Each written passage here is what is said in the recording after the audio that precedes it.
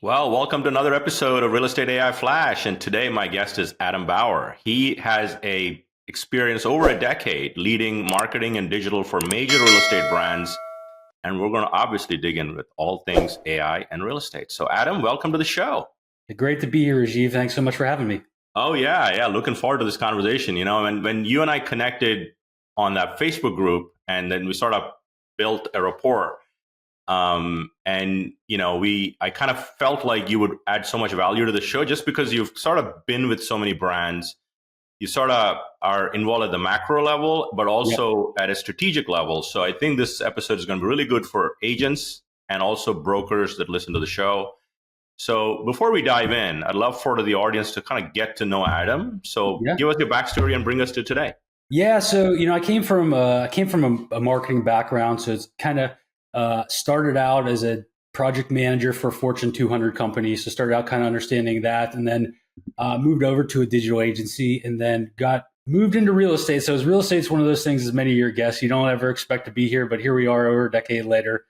I've worked for two of the top 10 brokerages in the US. And so I led digital for Howard Hanna for 5+ years, and then for head of marketing for HomeSmart.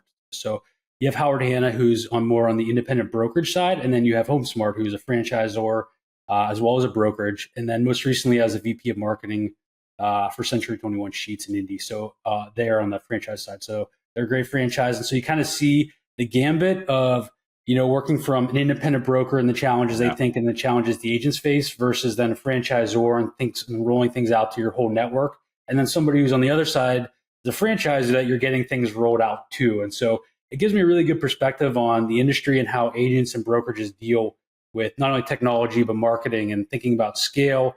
And to me, I love housing. It's one of the most important things in people's lives. And so being part of that in the industry, I love it. And I just love being where we are today with AI. Yeah, it's interesting you mentioned that. We all get our starts in real estate. Just sort of stuff happens and you kind of get in. And I've been in it for like 21 years now. And obviously roles have evolved and things we do have evolved. And I heard this the other day and I thought it's so true. Real estate is like Hotel California. You can check out, but you can never leave. Exactly. You know what I mean? So I think we find our calling with real estate. In housing, there's a niche there that we all feel strongly about. So that's great. So, we're like 2+ years now after ChatGPT launched, and every day it seems like, and we're recording this obviously, and last night Grok 3 dropped. Every day seems like a new model is coming. But we'll get to that in a second here. But what was your first light bulb moment with AI? Yeah, so I know a lot of your guests have been like, hey, I've been on AI on the forefront like that. That is never me. I am always, the analogy I like to use is, I don't want to be the guy. We live in Indy, so it's snowing. You can probably see in the background, but I never want to be the guy who's like driving the snowplow and like pushing forward. But I like to be right behind it and learn from people's mistakes. So I would say like an early adopter of AI, but not on the forefront as so many people were. So for me, the aha moment was I was at it was a meeting on how do you manage people, right? So and they were talking about AI use in people, and the aha moment was, they were talking how they were using AI to filter out resumes, and we're using it for creating matrix to evaluate candidates because they were having problems evaluating all the resumes they were getting. And so they were really showing how they created matrix to evaluate that and scoring it.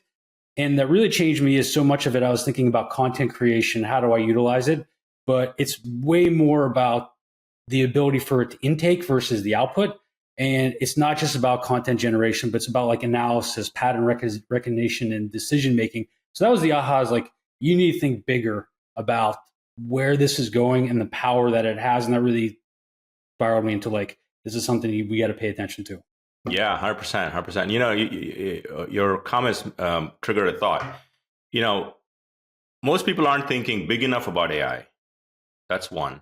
But the finish to that is most people aren't thinking small enough. So they get walloped in the whole bigness of AI, but they don't have specific things. They're starting to start their journey with minor things. I mean, as you mentioned, the resume stuff, I talked to a small business owner that was struggling with AI and how they sort of can adopt it. And they are a HR agency that filters candidates. Yep. And actually, the 2024 obviously it seems like a decade in technology is like 1 year in AI, right? I mean, it's like crazy, as you know, Adam. So I thought about 2024, and the two major things for me that came out of 24, if I had to pick two AI advancements that have really impacted my job and my role and our audience, one is custom GPTs. It's where we're headed with AI agents, and that 100%. this whole truck that's moving ahead is this year. The other one is Notebook LM, Google's Notebook LM. But I told them, look, you could build a nice custom GPT for filtering candidates, put all the instructions in there, and when you get a resume, upload it, and it will give you grades on everything you care about to interview or not interview. I mean, like literally, you can shave off time. I mean, you can upload. So to your point, I think it's well received. I think you need to find specific use cases that are taking a lot of time, and if you do it often, go tackle that. 100%. That's right? And go in with a curiosity mindset. So I know this is, I still feel like we're still in the top of the first inning with AI. Yeah. Right? Yeah. I mean, but it doesn't feel that way for me, that because I've been in it like knee deep for 2 years, but it still is that as an industry, because we're still trying to figure out all that stuff. So let's kind of dive in, Adam, about specific things you're seeing for agents, and then maybe we can pivot to brokers after that. Yeah. And so, when I'm working with agents or kind of, doing workshops or things like that, is one of the common struggles that I see is them defining their target audience. And so often when I ask it's anyone looking to buy or sell a home. That's like the go-to answer is like, I will work with anyone to go and buy or sell a home. And in so much of you get pushback, and it's like, if you're marketing to everyone, you're not marketing to anyone. And for me, effective real estate marketing is like knowing who I want to work with. And those are not the only people that you're working with, but if I want my marketing strategies and content and tactics to be creative, I need to have areas that I want to target to get more business there. Or I really feel like I can grow my business. And so one, I'm trying to always teach them the business principles behind it. And so target market, regardless of where AI goes, having your target audience and market is key. And we can figure out the different AIs that we use to plug into that. But one, getting them to think about target audience. Then two, you get into how do you start to use that? And so usually if I try to break it down into a new agent versus experienced agent, because they're two different tracks that they may be thinking about. And so, a new agent, I'm saying, kind of take the answers of like, where do you spend your time? Who do you naturally connect with? And what type of deals do you want to do and why? I always use the example, like my wife and I like to go to the gym and work out. And so I would say, hey, I want to try to potentially get people who active lifestyle or enjoy that. And so you kind of take those answers and you paste them into ChatGPT and you say, how can I help? How can you identify some potential target audiences? Like, you don't need to have, sometimes there's like really good prompts. I'm like, just put it in there and it will give you a list that you can start to filter through and say, hey, is this which of these audiences do I feel like I really want to go after? And then pick 2 or 3 that you're going to be committed to creating content. And you feel like you can refine and get there. So if you're an experienced agent, on the same token, I say, if you haven't figured this out, upload your sales data, ask them to analyze your market and your background and suggest your best client types. And so you can kind of look up where you're doing deals, the markets where you want to go. And I say, get that on a map, because like, where do you want to do business? Does that match where you are doing business? And then where do you want to grow? And really getting a good idea, and the ability for AI to do that like quickly and give you results, and then put together some of your blind spots that you may not be thinking of. That's where you start. And so then kind of that started to develop. You have your general where you want to go. And so then have them, create avatars or personas with that. And so you take that, you put those in there, and you ask ChatGPT, say like, hey, can you create a detailed avatar for whatever your market, that's first time buyers, luxury clients, whatever the areas are. Again, I'll use the example, like I'll say people who attend the gym, and it will give you a target persona of a person. Because I think when you're marketing, we tend to think of this mass person, this faceless person out there. I said, if you can target your market to somebody specifically that you're thinking of who may resonate with, you'll have much more effective marketing. 100%. As you're talking about that, we recently had Brian Bauer, who on our New Year's Day episode, and he talked about having a point of view, but also developing. Don't go after everyone. Go after your niche. Yeah. right? Like whether it's first time home buyers, new construction, and I think agents that are listening know what we're talking about. And I think, and building personas. So we had an agent that took their entire CRM database. They've been in business for over a decade. They uploaded to ChatGPT and had ChatGPT build personas of people or clients that would be attracted to how they do business. Yes. So I think this is, and one of the things I hate about marketing, because it's one to many and it doesn't resonate with anyone, it's just like table stakes. Yep. I think the power of AI is personalized experiences for each persona. So it triggers the emotional connection, but you're still doing one to many, but it appears like it's one to one. Yeah. Right. And that's the power I think we're going to start to see. And that's a great call out. So good. What else are you seeing, Adam? Yeah. So, the thing with that, I say, after that can really, you take that and it gives you really good content strategies off of that. And I think that helps give you ideas on how I can target it and grow that. I think you take that too. And I say every agent should, the first one you start with, or every agent should own my neighborhood. Like every single person in the neighborhood should do one of two things. They should either, one, make a decision that they're not going to work with me. Like they've made an active decision to not work with me, or they're going to use me. I forgot you did real estate's the worst thing you can do. So using it to kind of use that to create targets for your own neighborhood and ways you can engage your own neighborhood is really key with that. And I think the other thing that you said I thought was really one of the things I was thinking about for this podcast is I think a agent's database is one of their most important business asset, right? 100%. And I think that's so often neglected. And I think if we look at the future of AI and where it's going, the ability to market and create good content is going to be very much in some ways dependent on what you have in your database. So, we're in Indy. We have, kind of a college football town. So you've got some people, you have Indiana IU fans, and you've got Purdue fans, and you've got Notre Dame fans, right? So many agents send out football mailers every year. Well, if I don't have that in my database, no matter what AI is going to try to do to create content, it's not going to be able to know who to send it and how to personalize that to feel relevant. Like my neighbor Phil, he played for Purdue, right? So he played there. He loves Purdue. He's got a big Purdue out of his flag. I know that about Phil. If I don't have my database, he's going to get an IU. If I'm just mailing out IU schedules, that doesn't feel like I know them at all and not engaging on a personal level. And so just thinking about how can I start to manage my database, because AI is going to be able to, there's tools now that can fill it in based on what people have on LinkedIn and personally and fill some of that in. So I think we'll see more of that where it does some of that work for you. Yeah. But I should know whether that, or like if I, and people send out recipes, do I know that they're gluten-free? Like if I send out my favorite chocolate chip, an agent sends out their favorite chocolate chip cookie recipe, I got a family who's gluten-free, like how does that feel? And so I think, how do we utilizing AI? Like AI can do so much and we'll do even so much more, but how do I manage my database in the mindset that AI is going to tap into that to be able to create different contents and be personalized based on 100%. Information? So I think preparing ourselves for where it's going is critical now, like getting everything in order right now, I think will be key to be able to utilize it down the road, because then you have to do that work eventually. 100%. The thought that triggered was AI is not going to help a crappy database. Yeah, right. Right. So I think if you have a good database, I think AI will power it better than ever. Yep. So I think, I'm a big believer in that. At the end of the day, this business is always going to be human, because it's, you're interacting with clients, etc.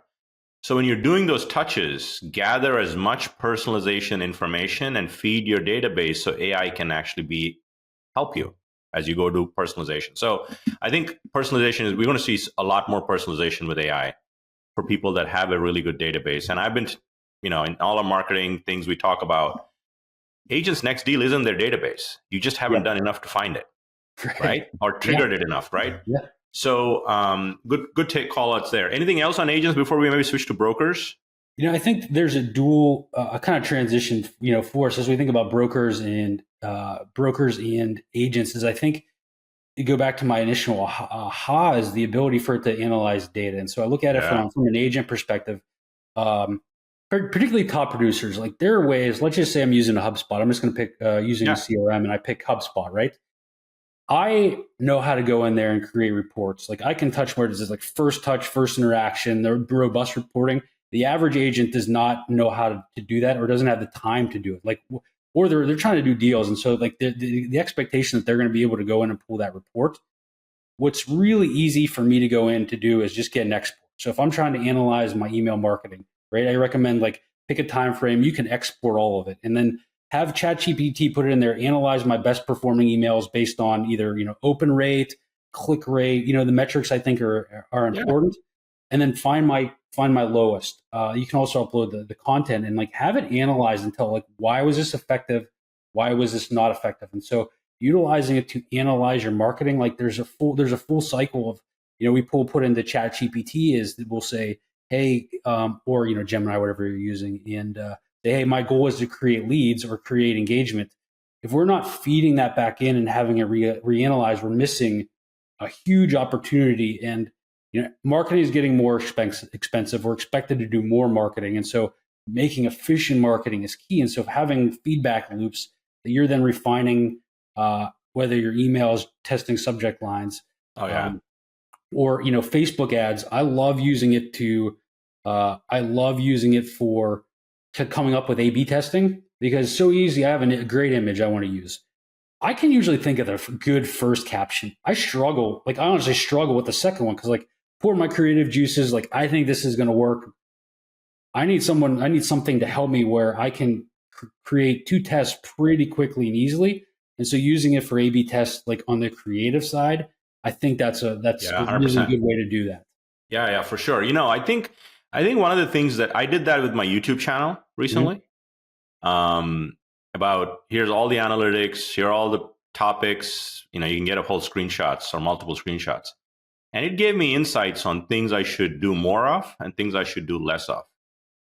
And imagine how long that would have taken me if I didn't have AI. Yeah. You can probably hire somebody and most people just don't have the wherewithal or budget to kind of hire people for resources. Now you have like a universal smart thought partner. Yeah. That is at your beck and call 24/7. And recently I upgraded to the ChatGPT Pro, Adam, because they launched this deep research thing. So I figured I'll just play for a month. And now AI agents for research are just coming out of the woodworks. Like Perplexity launched one. Yeah. Everybody's got one. And I did a video recently and the project it's basically AI research agent. That's the agentic use case. But the question I asked was, write me a 2025 social media marketing trends for real estate agents and focus on these 4 platforms and give me what they should do more of and what they should do less of. And deep research from ChatGPT took about 20 minutes and it gave me a 30-page report with findings. This is incredible.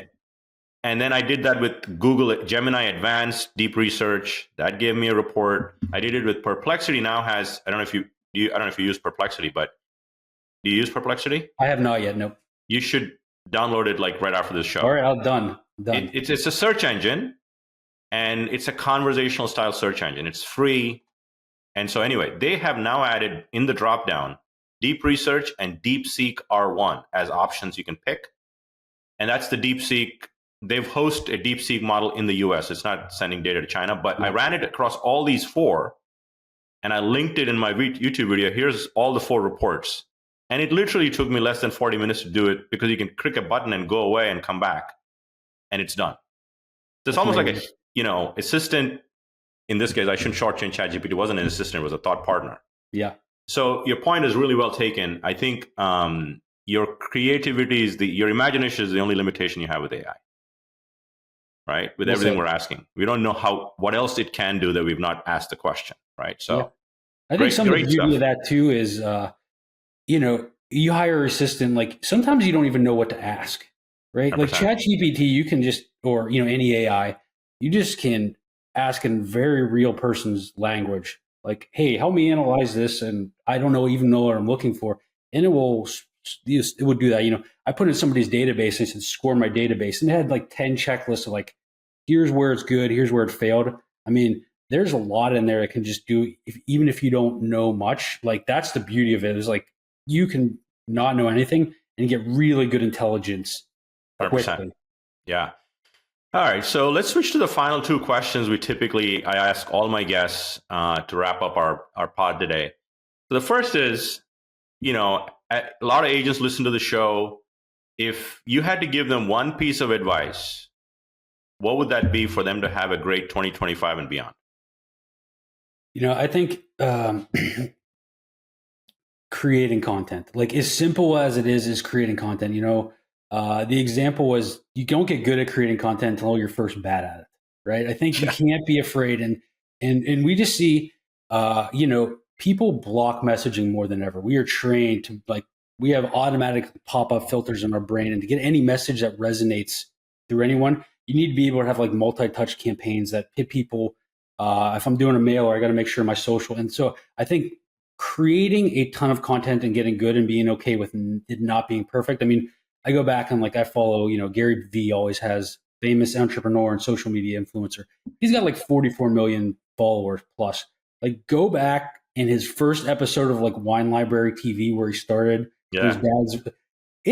He's got a background on 3 wine. It's not any good, but you get better over time by doing it. And I think there's such a fear and I don't want to be on video. You got to get over that. If you want to continue to grow your business, the expectation is there that agents are going to be there. The number one thing they want their properties marketed on is social media. And so I have to be able to deliver that. And so you can get by without doing it. But I think if you really want a future, you got to start. If you're not doing it, start. Add 1% better today and just start in creating 100%. And it's all about building your brand, right? Yeah. And most agents that are not doing content creation are only doing, I call it timeline events they announce. I got a listing. Yeah. I got an open house. These are all events, but they don't talk about the value you provide as a real estate agent. Mm-hmm. And if you commit to creating content, video you talk about, you can then use everything that happens in real estate as a marketing moment, right? Yes. The question is, how do you market it? Yeah. And people say, oh, I had 30 people at an open house. Well, did you market it? And why did you get it? Because you did some work. There's value. So I think there's a story to be told at every event. And if you just map that out, there's content available all the time for you to sort of mix and match. So point well taken, Adam. I think creating content in 2025 and beyond, never been more important. So final question. I don't know if you read audibles, books, or real, physical books or a podcast. I don't know how you consume content, but we've all been impacted by one or more book or a podcast more than others. Is there a book or a podcast that our audience should dig into? Yeah, so I think for me, I had 3 that I kind of thought of that would be good. Well, at least for me, that are hugely impactful. I think one is Brief by Joseph McCormick. I can be very verbose and long-winded because I'm I overthink everything, so then I'm an over-explainer sometimes. And so Brief is a great book that tells you how to be brief and get your message across, particularly if you're dealing with stakeholders, executives. I think that's really powerful. That's a good one. I haven't heard of it. I'll add it to my reading list. I got that was a coaching, hey, you need to figure out how to be more brief. So that was a lesson learned for me. Also, I use the Bible a lot because I think it's important to know who your foundation and what you are is. And I think keeping yourself centered in a place that the world pushes us in a bunch of different ways. And so being grounded into who you are and what you believe is really important. And then I think if you are a real estate agent and interested in AI or use this is the podcast that we're on is the best one that you should be because it's targeted. The information there is relative. I think the tools that you get and the expertise from out in the marketplace and people willing to share insights that is incredibly valuable. And so I would, they're listening to it, so they're in a good space. But this is a great. I recommend this podcast for that. Well, thank you for that. And our mission has always been making AI approachable and actionable for all real estate professionals, irrespective of the brand. So, and there's so much, and that's the biggest gap I see now is getting agents to get on their journey, right? Yeah. And the only difference between you and me and others that are listening to the show is that we've just had more light bulb moments with AI. Yeah. So we know what's possible. So we just need to lead people along the way. So, Adam, thank you for taking the time. This has been fun. And if there's anything I could do for you, and we'll stay in touch. That sounds great. Continued success. Thank you so much for having me.